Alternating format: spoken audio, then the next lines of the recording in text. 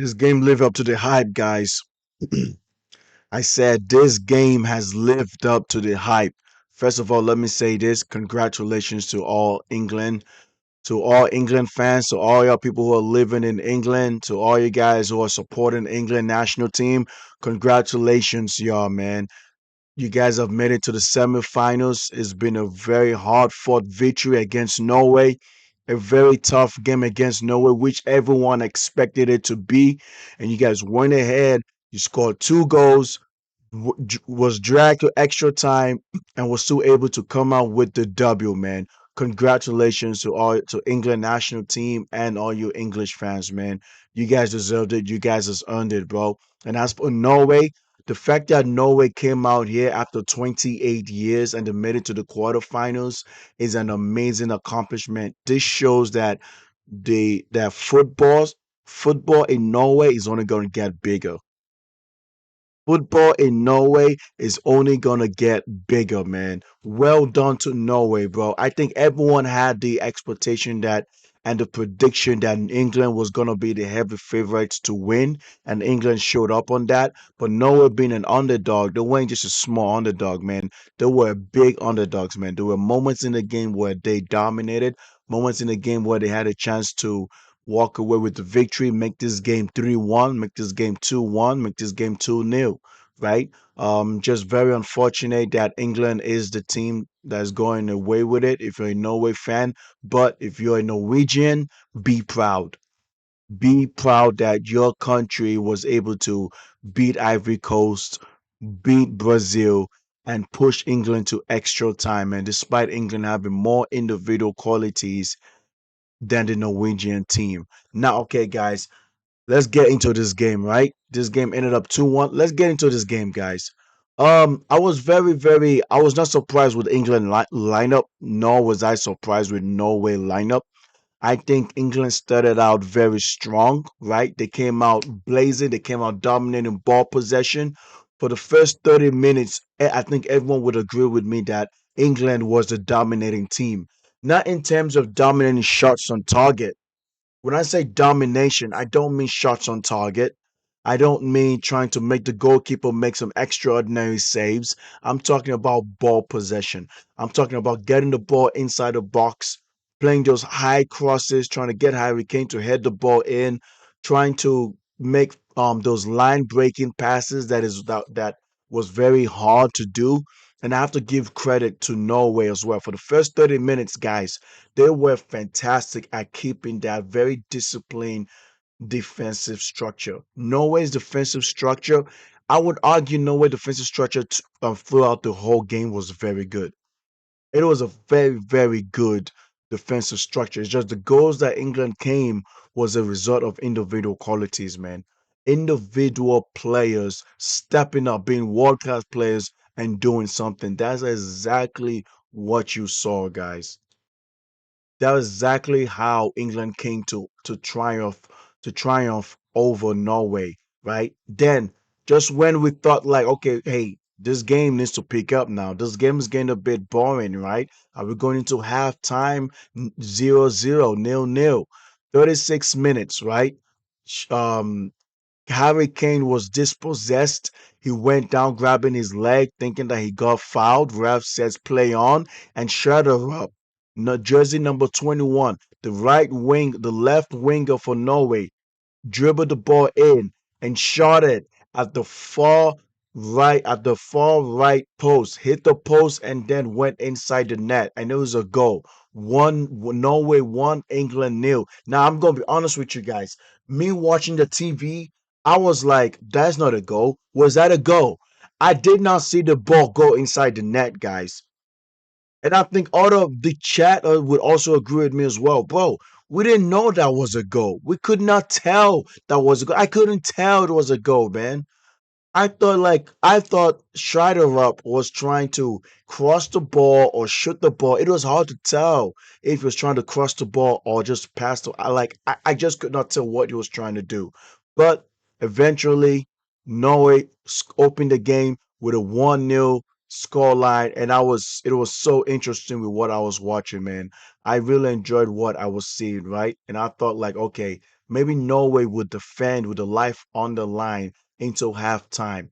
And now, when Norway had that goal, you could tell that it rattled England, man. England was rattled, man. They were losing the balls. They weren't in good position to receive the ball. They were easily creating turnovers for Norway. Norway started playing good. You saw the midfield of Norway like dominating ball possession. You got the two Budge, you got Budge and Budgie with Odegaard, Ryan Sin, right, doing so good, trying to make sure that they can get the ball to Haaland or at least create another goal scoring opportunity, right? Now here's the thing, guys. Within that first half, right before England equalized the game, right? Couple minutes before the equalizer, there was a counter attack. There was a counter attack by Norway. Soloff and Haaland, 2-on-1 before the defenders of England races back to structure the defense. It was a 2v1 situation. Soloff just had to do a pass to Haaland and let Haaland score, but he wanted to take it upon himself to score, and the next thing you know, he missed it. It was too late. Soloff took way too long dribbling the ball, holding on to the ball, and then the defensive players, Stones, Gahey, Declan Rice, Nico O'Reilly, they rushed back in formation to stop Soloff from having a chance to score a goal. And the funny thing was, my people, it wasn't even on target. So what was the point, Soloff? You weren't even on target to score that goal. This was disappointing. Norway could have been 2 goals up. Let me tell you guys this, and I see the chat when I was live streaming. The chat was telling me, "Well, Soloff is a striker. Is upon himself to try to score." I understand that. That's a very good point. Soloff is a striker, right? At Atletico Madrid, if Haaland wasn't the player, Soloff would be at the number 9 position. I understand that, guys. But here's the thing. Best you're a right winger or you're a shadow second striker. So your duty is still to feed the number 1 striker of the team, which is Haaland. Because Salah did not square the ball off to Haaland, Haaland could not have a chance to score a goal in this game since October 2024. That was the last time Haaland was stopped from scoring a goal in a game. October 2024 against Austria. Sure that no fans, Norway fans will be so disappointed. I'm sure they understand the striker himself, but guys, you have to be selfless. You have to be selfless. You're going up against England, a superior team, in my opinion. A superior team. Norway is ranked 31. England is ranked number 4. Like what are we talking about here, man? And then right at that moment, around stoppage time of first half, Aaron Gordon got the ball, made a lovely pass to Jude Bellingham. Bellingham with a lovely first touch, took a couple more dribbles and shot it at the far post. He shot it at his right far post while falling down, and bang! It was Norway 1, England 1. What a beautiful goal by Jude Bellingham, man. Keep in mind, guys, Jude Bellingham had 5 goals at this point in this World Cup tournament, guys.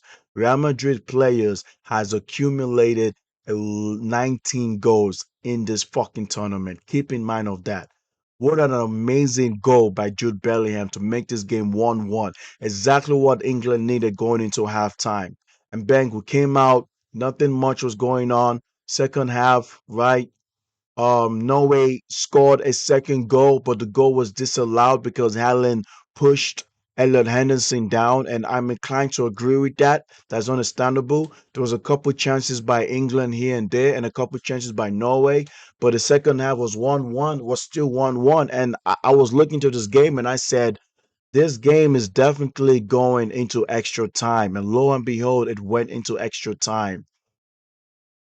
And I said this in my live reaction, and I said England has so much qualities, man. They have individual players that can make a difference. Morgan Rogers came on, and the next thing you know, bang, Morgan Rogers with a lovely strike. Got the goalkeeper of Norway, he punched it out, but unfortunately Jude Bellingham anticipated that and he rushed in to score the rebound. And bang, it was Norway 1, England 2. Jude Bellingham scoring a brace. Lovely, lovely by Jude Bellingham, bro. When he does that celebration, I could just tell, man, that celebration is gonna be iconic. People who are getting into the game of football, they're gonna love this celebration that Jude Bellingham is doing, man. I love it already because this was just beautiful. Norway won, England 2. And in my mind, I thought to myself and I said, you know what? It's not over yet. Maybe Haaland is going to be able to score a second goal. Maybe Haaland will be able to equalize because Haaland is still there. Now, let me say this, guys. Harry Kane and Haaland, they both stunk it up. This was a bad game for both of them because if this, like, I expected a lot from Harry Kane and Harry Kane offered nothing in this game. Jude Bellingham was the one that was doing everything. Scoring, passing, playmaking, defending, bro. Remember, guys, when Norway scored that second goal in the second half of the game, right? They were checking if it was an offside. No, Harry Kane kept the Norway player onside. That could have been a goal right there if it wasn't for the foul of Haaland pushing Elliot Henderson down. So I just wanted you guys to understand just how poor Harry Kane was. Same thing with Haaland. If Haaland doesn't score, you guys wouldn't even notice that he's in the game. You will not notice that Harry Kane, that Ellen Haaland is in the game, bro. That's just how it is. There's a couple chances here and there. A penalty was called where DJ Spence was brought down by Oscar Bob. And upon the replay, I realized that actually, yeah, that's not a penalty, man. Oscar Bob did not attempt to drag him down, nor did he attempt to tackle him, bro. The body touch and then Spence just fell to the ground. Like, you gonna tell me that just because two people are touching each other, and one happens to fall down, that calls for a penalty? Like, I thought football was a contact sport. And I mean soccer, not NFL football. But yeah, referee went to the monitor and good job. Ruled ruled has a foul, not a goal, not a penalty rather.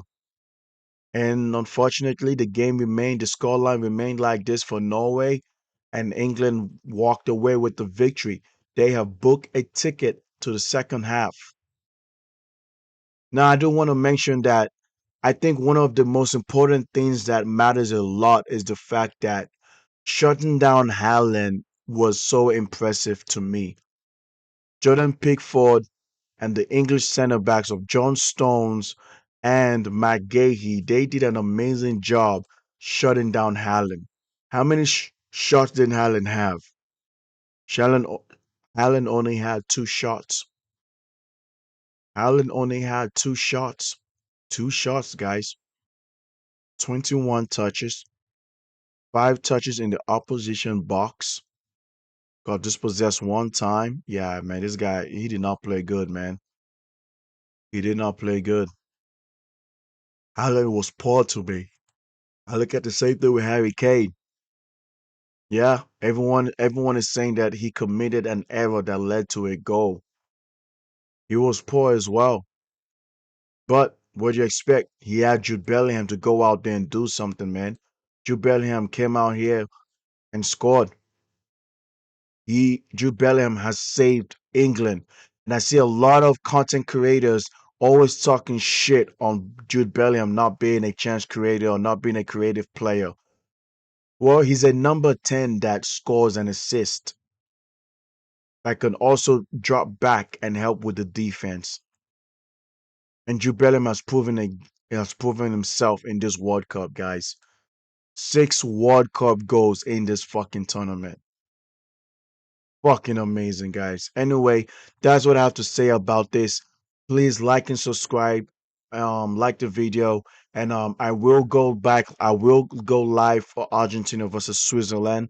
I'm hoping Switzerland can do wonders. You know, guys. I'm hoping, but let's see. Let's wait and see for that game. Thank you guys for tuning in, and I'll catch you guys next time. Peace.